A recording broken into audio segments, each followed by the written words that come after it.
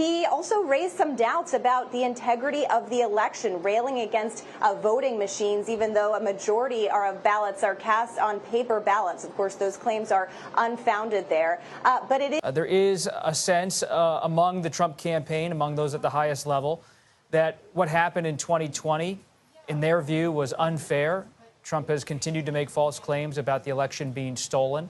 This has really been a 4-year project of grievance, unhappiness about 2020, and their skepticism toward the electoral system in this country continues tonight. And the campaign is feeling optimistic, Vlad, and that's because they say they've left it all on the field. They've worked on this for months now, and in the past weekend alone across the state of Pennsylvania, volunteers knocked on 1.5 million doors. And so we have heard from them that their ground game is extremely robust, that they have been connecting with voters. And of course, throughout the course of the last 4 years, our ground game has been registering Republicans. And there are now 350,000 more Republicans in Pennsylvania than the last time that Donald Trump was on the ballot. So that's a ground game right there. And Tim, in 2020, the former president declared victory prematurely. A lot of people across the country wondering what's the plan for tonight. Is he going to do it again tonight before all the states have been called? Well, I think as we see the numbers coming in, and there are going to be a number of states that do report the numbers tonight, I think by the end of tonight we will have a pretty good idea who has won this election. Maybe a lot of those states might not be called, but I think that everyone who's watching it will know what direction it's headed. And I think that in a fair and free election, Donald Trump is going to win this thing, and he'll make that statement at the appropriate time. And Tim, before we go, when you say fair and free election, what does that mean to you? What does that mean to the former president? It means that all the laws are followed.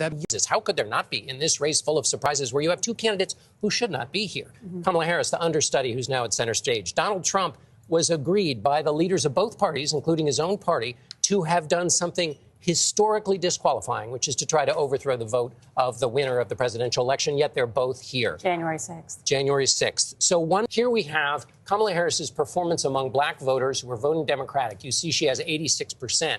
Biden got 88%. The share right now, the picture in Georgia, Kamala Harris doing a little worse than her predecessor, Donald Trump doing a little bit better, but hardly by enough in either case to give us a final picture of what's happening in Georgia. Do we know about... The reason it's important, of course, is because women tend to vote for the Democrat, Republicans tend to vote for the Republican.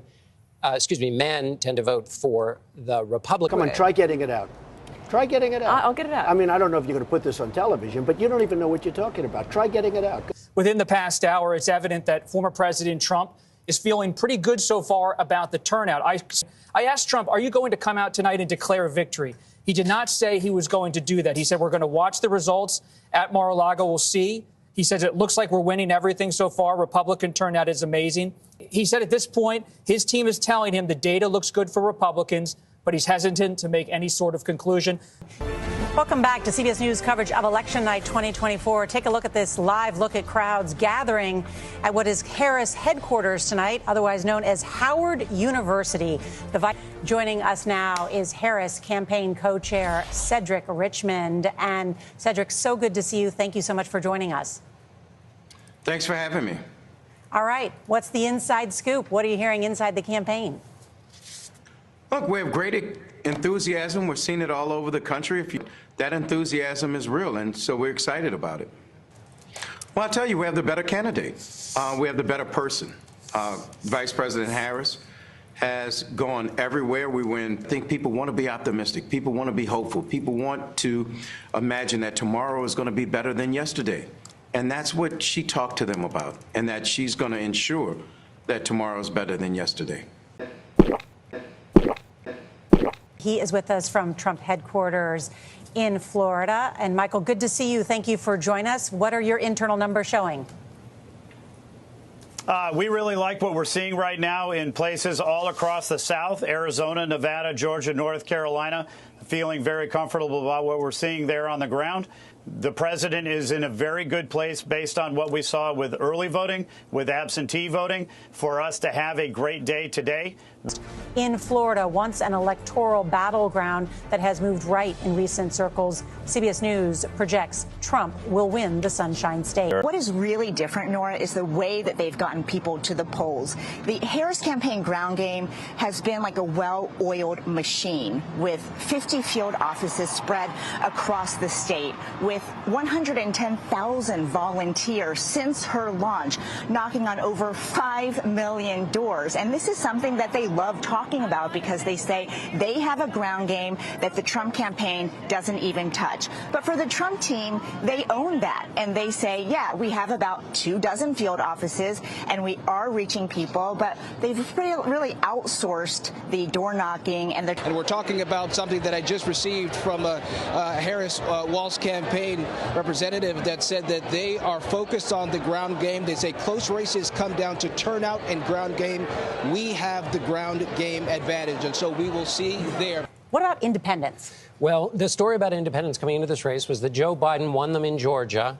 The Democrats are not winning them. So Kamala Harris, Biden won them by 9 points. If we look now at what's on your screen, you see that Donald Trump has 54 and Harris has 43. So Donald Trump, according to the emerging picture from the exit polls, is up by 11 points in Georgia. In Pennsylvania, the independents represent 24% of the electorate so far.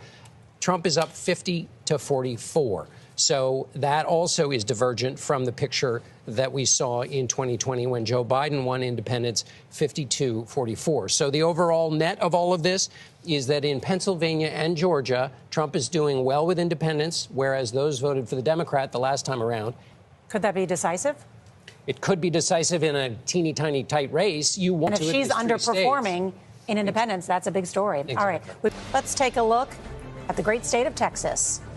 CBS News projects Donald Trump will win in Texas. We'll have those big numbers from Donald Trump in part because of the calling of Florida and Texas. Of course, when states like New York or California or other big electoral prizes come through, if they go for Kamala Harris, that will add to her vote tally as well. Gentlemen, we are dying to know what's happening in these states. Norah, Anthony is still working at the data desk making calls. I'm going to take this one by myself. Let's talk about Georgia. Where is the outstanding vote still to come in? Geographically, I'm going to show it to you right here. Highly concentrated around urban Atlanta. That's I don't need to say urban in Atlanta. Obviously, it's a big city. So let's go to what Kamala Harris needs according to our understanding of the outstanding vote and what is our CBS News estimate. So you can see very, very close. That means of that outstanding vote, this is how much Vice President Harris would need to make Georgia super competitive, and we are estimating she's going to hit that mark. So what I'm telling you is, based on our data, based on our estimates of that data, matching over with the exit polls, very long night in Georgia, could go down to the wire. Well, let's take a look, too, at North Carolina, sure, because that's that other battleground that's been closed for a while. Yes, we have a needs estimate for Kamala Harris and a CBS News estimate right at that margin of 53 to 52. So, again, that's what's outstanding vote she would need. That's our estimate of what she's able to get based on what is out there and our estimates of the vote and the exit polls. So, again, very close. That's why both North Carolina and Georgia moving toward photo finish for both. A little bit of a quicker turn in counting in Pennsylvania because of how some things have changed there. We expect to see fewer mail-in ballots than we did in 2020, of course, because that was the height of COVID, and that's how people were voting. We've also seen some technology advancements in the state where machines are faster and they're opening up these envelopes there. But counting in Pennsylvania is complicated. They did not, by law, start counting ballots until 7 a.m. today. They're one of the few swing states, battleground states, where they have this no pre-canvassing law in place. So we always have a delay in Pennsylvania. In fact, Al Schmidt even told me he hates the word delay because it's not actually just a delay. It's just how they count Pennsylvania. Buckle up, it takes time. So he's saying that doesn't mean anything is wrong. That's a. Well, let's start first with the blue wall, if you will, there. These are the states that the Democratic Party believes if they win all three of them, and the numbers show Kamala Harris would become the next president of the United States. At this hour, CBS News rates all three of those as toss-up. So that's where that stands at this hour, as that they were saying it would be quicker this year, but we don't know yet because we know that polls are still open in Pennsylvania because there were long lines today. They're telling students to stay in line. Long lines at the University of Michigan, so around Ann Arbor tonight. Part of why they think they're doing okay. They report that they see that they're expected to do slightly better than expected with suburban early voters in Georgia. All of those reasons why, to Democrats, it's still a very early night despite those numbers. All right. So we're in good shape. I think what we've seen today with this huge turnout is that voters trust the process here in Georgia. I'm the first Secretary of State to ever do an audit of the voter rolls to make sure only American citizens are voting in our elections. I've done two. First one 24 months ago and just finished up in July. People trust the results. No matter how you vote in Georgia, we have photo ID. That also shored up voters' concern about the absentee ballot process. On it, Bill Whitaker, he's part of our Democracy Watch team tonight. And Bill, I know you have some new reporting about what's happening in Philadelphia. Well, we've got reporting that former President Donald Trump is claiming that there is massive cheating happening in Philadelphia. There's absolutely no truth to this allegation. The Philadelphia District Attorney Larry Krasner chimed in, also saying there is no factual basis for any of these claims. And if you will remember, Donald Trump made similar claims about Philadelphia in 2020. Bill Whitaker, thank you. Learned tonight. Well, this isn't, Norah, thank you. This isn't a mistake. This is a strategy from the former president. He is laying the groundwork to challenge the results, and he did. This is all a strategy to sow doubt. And the folks in Pennsylvania, the governor there said they are very legitimately worried about the damage that this could do, the potential for violence in the streets that we could see as a result of this, because people get whipped into a frenzy, because the former president has told them their vote has not been taken seriously. There are real consequences to lies like this when they're spread. And his words have power, and they believe them. Believe him. We saw that when we were there. Exactly. And we see in the exit polls, too, that people are concerned about violence in the days ahead. We have much more just in from the CBS News data desk. CBS News projects Donald Trump will win the state of Ohio, the home of his running mate, Senator J.D. Vance. But first, CBS News projects that Iowa is for Trump, that the former president has won the state of Iowa. You see just a little bit more than half the vote in there. There had been that poll by the Des Moines Register suggesting that she was doing much better than expected. But Iowa, a reliably Republican state there, and those 6 electoral votes now in the Republican column. There were a number of incidents today with bomb threats in your state. What can you tell us about what the impact was, practically speaking, on just administering this election? There were 4 bomb threats made to precincts and 1 to an office building, our office building in Lansing. All of those were investigated and debunked and essentially treated like swatting attempts. No one was really significantly disrupted. No voter was stopped from voting, and things continued apace and continued smoothly. A quick investigation, a quick response, and we quickly were able to source it to Russian interference.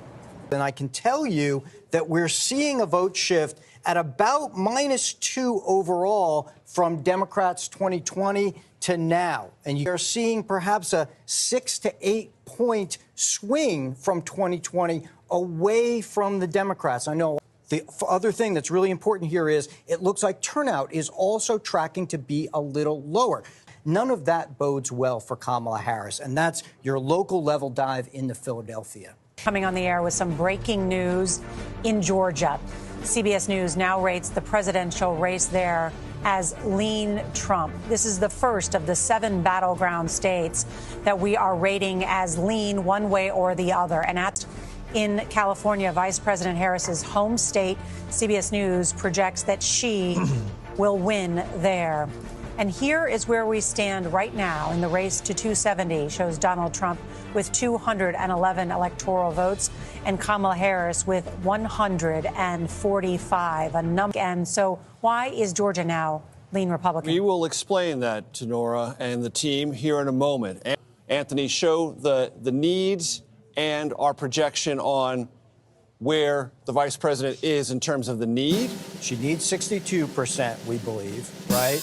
And right now, she's on track to get 58%. Now, there's some estimate, or there's a range around these estimates, right? So you say, well, that is trailing what she needs, hence the lean, but it's not trailing by so much that we can project the race just yet. But we do want to give you, like I said, the whole sense of the race, and that is lean Trump, Norah. So far, Harris is trailing Joe Biden's numbers there in Milwaukee, and that doesn't necessarily tell a strong story for her. Okay, so there's your needs, right?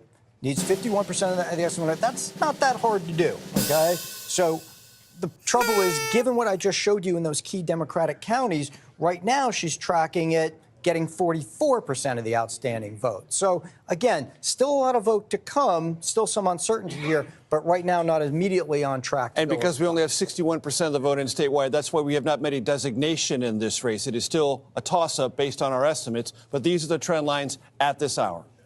I think yeah, I know, Margaret, you heard me. I had a question for you about the abortion initiative. Yeah. I did. I think that's so fascinating to see. Perhaps it's that split ticket, or as you said, it just didn't boost the vice president. I was just looking at my path to victory. There's some other very narrow ones, some pretty obscure options here, but we are left with a total of 5 paths for her at this point. If the vice president were to lose Wisconsin and that blue wall was pierced, which was going to be her easiest way to victory. 10:53, time of dancing has begun here at Trump headquarters. YMCA came over the loudspeaker, and Trump seemed to be pulling ahead in Pennsylvania.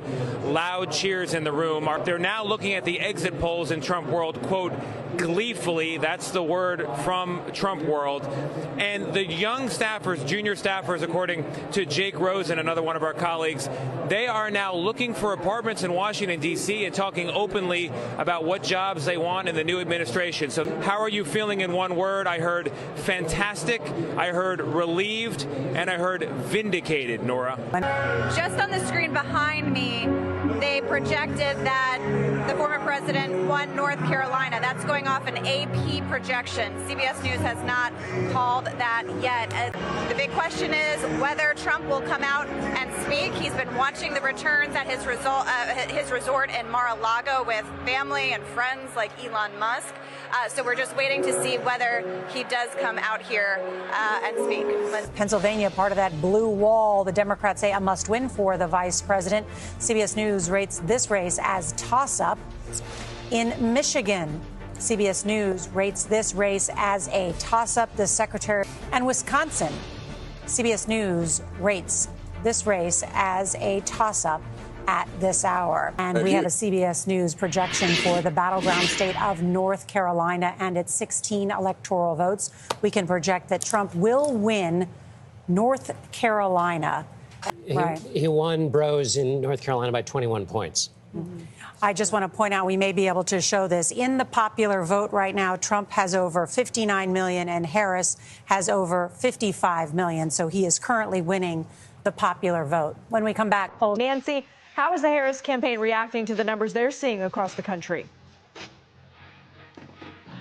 Well, Lindsay, the Harris campaign is well aware of how worried Democrats across the country are right now. And so the Harris campaign chair, Jen O'Malley-Dillon, has put out a memo trying to reassure nervous Democrats. She said that this is a razor-thin race, but that they still believe that the blue wall, this trio of states, Wisconsin, Pennsylvania, and Michigan, are all within reach. And she says she's feeling good about what she's seeing. She does caution that there are a lot of outstanding votes in Wisconsin that won't come in until 3 to 5 in the morning. Obviously, we know we won't get some of Pennsylvania's votes in until tomorrow. But this is basically the best you can do to reassure people right now. A short time ago, Jim Clyburn, one of the leading Democrats in the House, a true veteran, expressed his own concerns. He said there is still a path, but it is narrowing. And here at Kamala Harris campaign headquarters at her alma mater of Howard University, the crowd has been extremely muted. They are watching the results come in. They are talking to each other. There's no jubilation whatsoever. They want to learn more.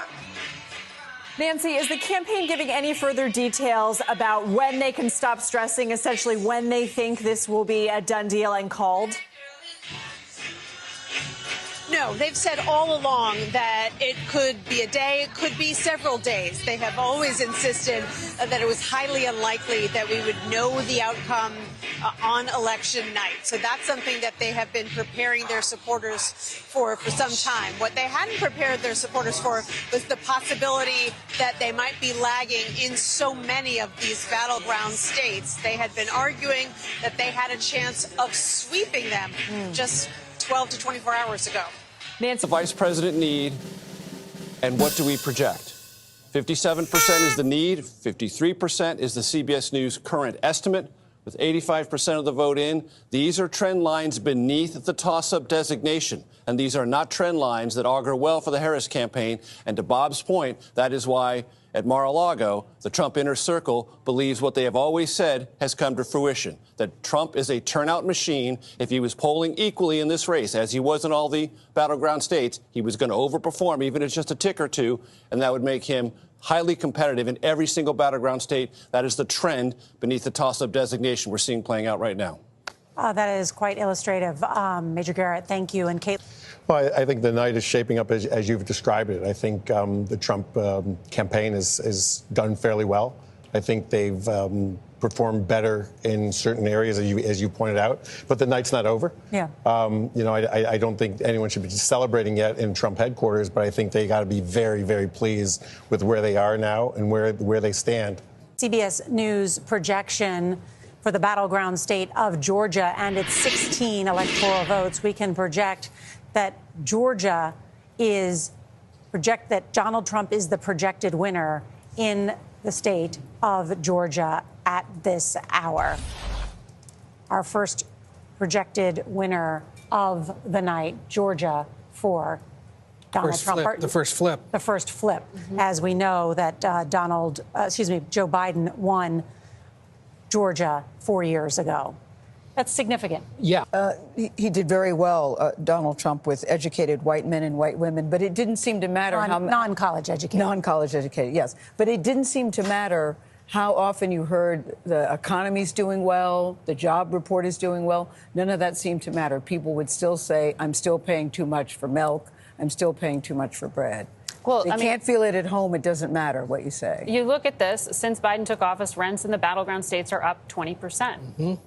That's not because Joe Biden was elected. The cost of your rent is affected by a number of different factors, but people blame the boss. I mean, the grocery inflation, 22%. But voters they don't give you credit for things that happen. They are concerned about the plenty of things that they legitimately feel about their own economic position. Much to great frustration inside the Biden White House. Almost from day one, they would complain to you behind the scenes that they felt like they were never getting credit for the advancements in the economy that were happening even underneath him. They would scream from the rooftops, and he would do press conferences, or he would go to battleground states and talk about housing, and they felt like he never got the credit for it. There was nothing they could do to vocally challenge the microphone that Trump had on that point. Or they just Let's listen now to the Harris campaign co-chair, Cedric Richmond. He's about to address the crowd at Howard University. Good evening, HU. I want to say good evening to all of the Harris campaign, the campaign family. Thank you for all that you have done. So you won't hear from the vice president tonight. And go HU and go Harris. Thank you all. Whoa.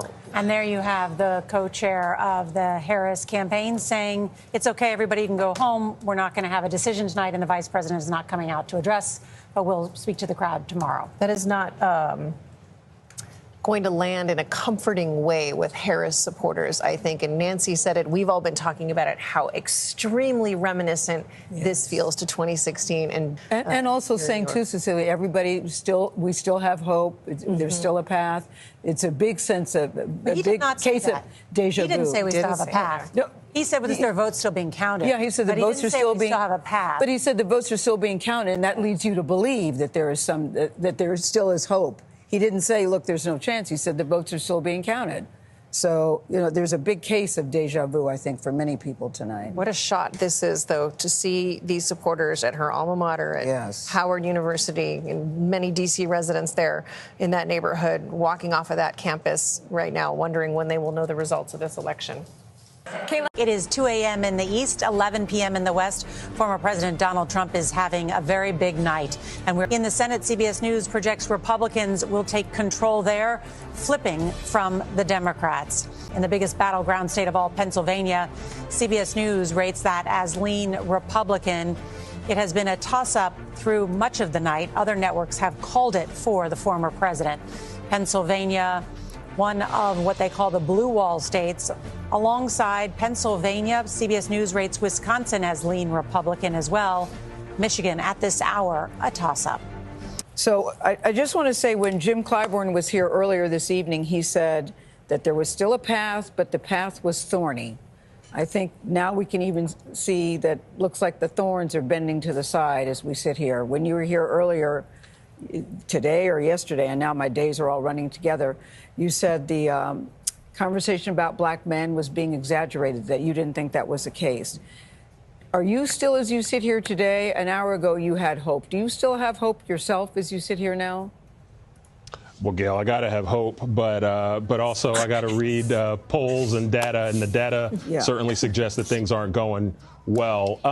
Joel, is it, you know, and I even hate to ask this question. I'm asking as I'm clutching my pearls. Could it be a woman issue? When Barack Obama suggested it, people thought, some people were offended that he even raised that issue. But do we have to realistically think about that? We've had Hillary Clinton now, and now maybe even Kamala Harris. Do you feel that this country isn't ready for a woman president? I'm just wondering, as you sit here, I'm thinking through what a Trump presidency would mean for the legacy of Joe Biden. Obviously, there are a lot of people that want to start pointing fingers, and I think that's already happening. I think Kamala Harris actually, for what she was handed sometime in the middle of July, ran a fairly competent, good, durable campaign. Clearly, based on what we're seeing tonight, probably is not going to be enough, but folks are going to fight about the different types of messaging that they could have gone to. Joel, but yeah. I apologize. Stand by. CBS News has a new projection for the battleground state of Pennsylvania and its 19 electoral votes. CBS News projects that Donald Trump will be the winner of the state of Pennsylvania. That is a state that Biden carried 4 years ago, but Trump won in 2016, a major projection, and that essentially closes the pathway for Kamala Harris and the presidency. Well, J.D. Vance said it's the greatest political comeback in the history of the United States. Completely. Totally. And not just a comeback by a squeaker. A comeback where he has helped his party and lots of candidates win tonight, and where all of his impulses. The great question with Donald Trump is, will the office, will his aides, will traditions, will the courts check his impulses? His impulses have not been checked, and the victory is a ratification of his impulses. And so this is a new... I know, John, but why should people start checking his impulses? It seems to have worked for him. I just don't see how he changes now. Oh no, there's no right. Yeah. I'm just saying this is the beginning of a different kind of, as Bob was saying earlier, an entirely different kind of presidency than we have we've thought never before. seen. Yes. And they've also said that what they don't like are the quote unquote woke policies of the Democratic Party. Yep. How much does that play into it? It's good. If you look at all this, the fact that they couldn't win women, the fact that they couldn't hold on to their Latino coalition, there's going to be a big reckoning about whether or not there was too much discussion about that over the last several years. Yes. I know. So, Ed, what is a lesson, do you think, for the Democratic Party from what happened in 2016 to what is happening today in 2024? I mean, what are the lessons here? Well, they were identity politics. Right. Yeah. But I will say, too extreme is fine. Can I just say one other thing? One other dog that didn't bark. Republicans for Harris. Kamala Harris spent a lot of time, campaigned a lot with Liz Cheney. Only 5% of Republicans in the exit polls voted for Harris. It was 6% for Biden in 2020. So Bob, where was that secret women Republican vote we kept hearing about? That they're going to say one thing to their friends and their spouses, but they're going to get in the booth and they're going to make another decision. What happened to them? I never saw it. Yeah. I never saw it. You never thought that was the thing. Well, it didn't. That's why. You never thought it was a thing. That's why Harris I didn't think it was a thing. I never saw it. The Harris is. We have some news shortly about whether Donald Trump has officially reached the threshold to be named the next president-elect of the United States. We have not heard from Vice President Kamala Harris. Her campaign co-chair spoke to supporters saying go home for the night. And CBS News now projects that Donald Trump is the winner in Wisconsin. That gives him the number of electoral votes he needs to become the 47th president of the United States. This is an incredible moment in American history for Donald Trump, who faced a number of challenges in this contest. It was an election unlike any of us have ever covered. A life unlike any we've ever covered. This will usher in potentially an unprecedented era in American history to have someone who believes firmly that he has total presidential power in terms of official acts based on the Supreme Court ruling earlier this year, does not have to serve in prison despite being convicted in a criminal trial, and despite pressuring his own vice president to overturn an election, has been warmly embraced by the party, the Republican Party once again, and won the presidency based on our CBS News projection. And he is willing and able and ready and excited, I'm told by sources close to him, and including by him himself, to return to the White House and wield power. Some Americans are very scared, alarmed. They see Donald Trump as a threat, a danger to American democracy. But as you saw in Florida tonight, many Americans believe he's an agent of change. He's an outsider who speaks to their grievances. This country's not really necessarily ideologically divided, or red versus blue, but it's divided deeply about who Donald Trump is, what he represents, and what this country is in November of 2024. A sweep by Donald Trump, who is also doing well in the popular vote behind. I think we have to all take time to digest this. We're doing it in the moment, but I don't think we are all quite grasping the gravity of sending Donald Trump back to Washington with the word you used, Norah, a mandate. It's not just the man. It is a mandate. They have control in a significant way of Senate and possibly the House. We may not know that definitively for a little bit of time, but this is a really interesting message being sent by the electorate tonight.